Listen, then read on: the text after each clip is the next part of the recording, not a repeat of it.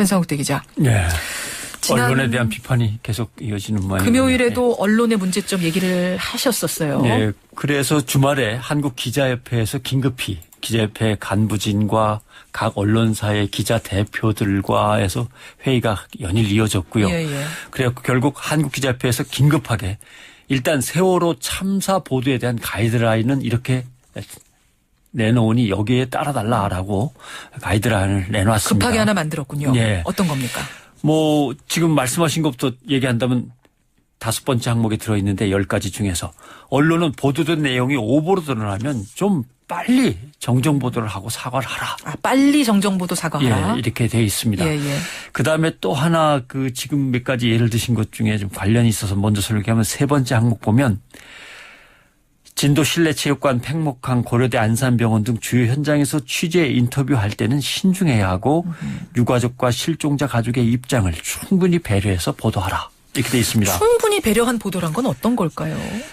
뭐 사실 어렵게 생각하면 어려운 거지만 쉽게 생각하면 인간적으로 스스로에게 정직해서 피해자와 사회의 공익을 위해서 이게 최우선이다라고 생각되는 순서대로 해야 되는 겁니다.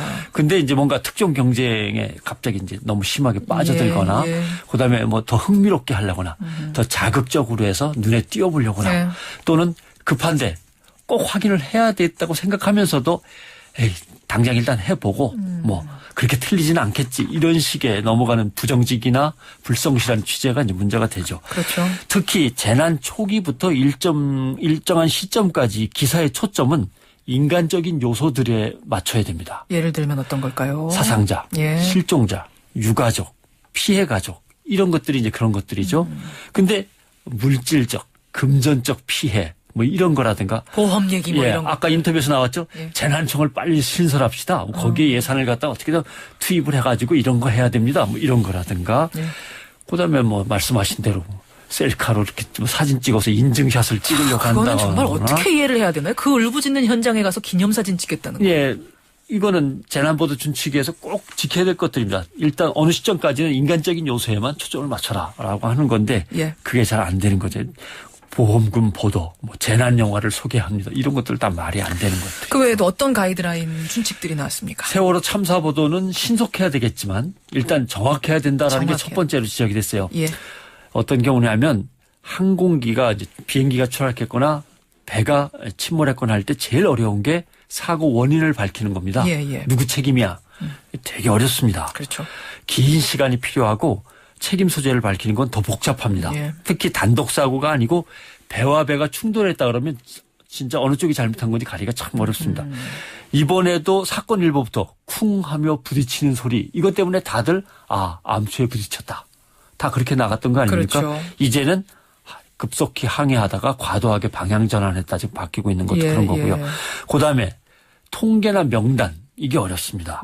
사건 초기에 실종자, 사상자의 숫자를 추측하는 거 위험합니다. 추측하는 거 위험합니다.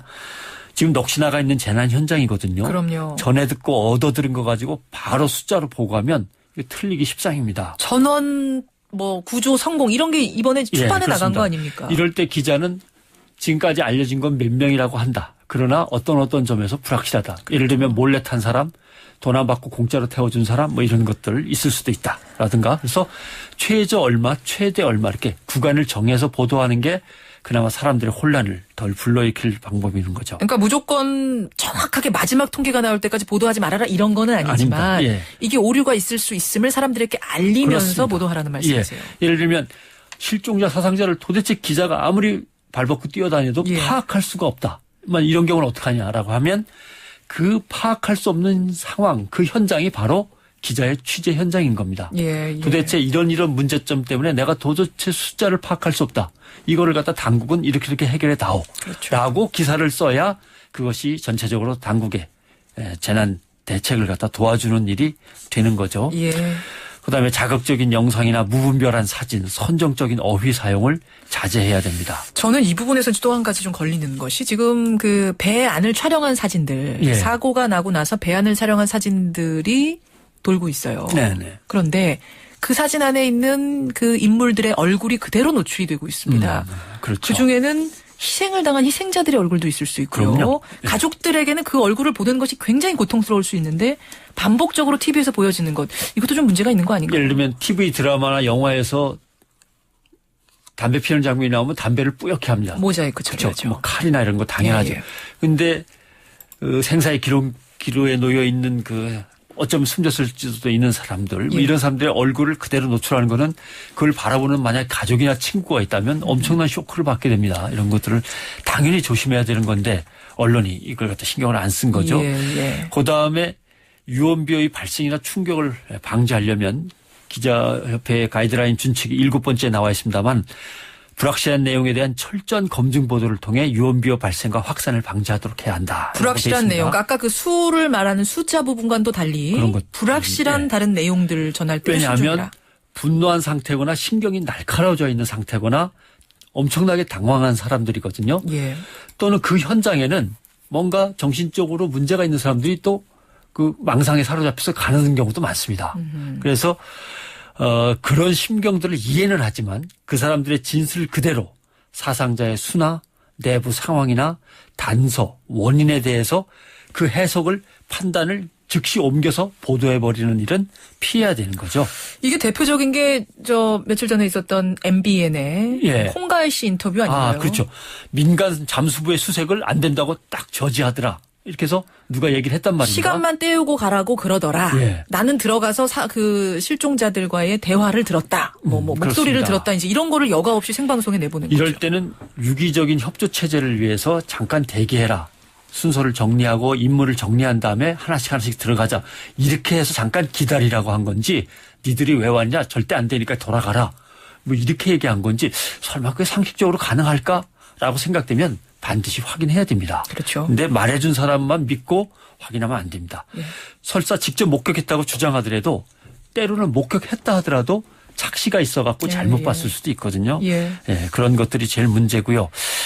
대책본부가 제대로 안 돌아가서 답답하고 딱하기도 하고 그런데 이 부분과 관련해서 말씀을 드리면 민관 협력에 대해서 언론까지 더해서 재난 대응 시스템을 만들고 정기적으로 점검하는 프로젝트가 있어야 될 것 같습니다.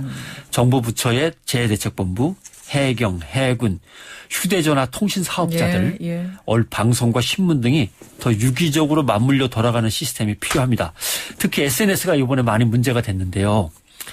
언론은 SNS를 통해서 피해자들의 관련 정보를 얻으려고 기웃거리고 당국은 SNS를 규제하려고 애쓰고 이러는 게 아니라 뭔가 공식 계정을 빨리 만들어서 이것이 공식 계정이니까 여기에서 나오는 말만 믿으십시오라고 하는 것도 필요하고요. 한 가지 기자 후배들한테 하나만 더 얘기한다면 기자도 취재 임무가 끝나면 좀 울어야 됩니다. 왜냐하면 끔찍한 사건 현장에서 뭔가 객관성을 유지하려고 하다 보면은 자기도 모르게 자기 심리적인 방어망을 구축하거든요. 그럴 수 있네요. 이 방어망이 굳어지면요. 비인간적인 기자가 돼버립니다.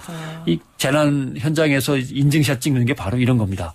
그런 걸 갖다가 걷어내고 기자도 울 때는 또 울어야 됩니다. 그 사이에 사망자가 또 늘었습니다. 64명으로 사망자 숫자가 늘었습니다. 지금 이제 희생자들의 시신이 계속 발굴이 되고 있는 상황인가 봅니다. 그런가 하면은 민간 잠수사죠. 이종인 씨가 다이빙배를 싣고 간다 이런 얘기가 이제 어제 밤부터 소식이 계속 전해졌는데 현장에 도착을 했답니다. 그런데 다이빙벨이 들어가지는 못하고 있는 상황이라는 이런 내용이 보도가 되고 있습니다. 변상욱 대기자 여기까지 듣겠습니다. 수고하셨습니다. 고맙습니다.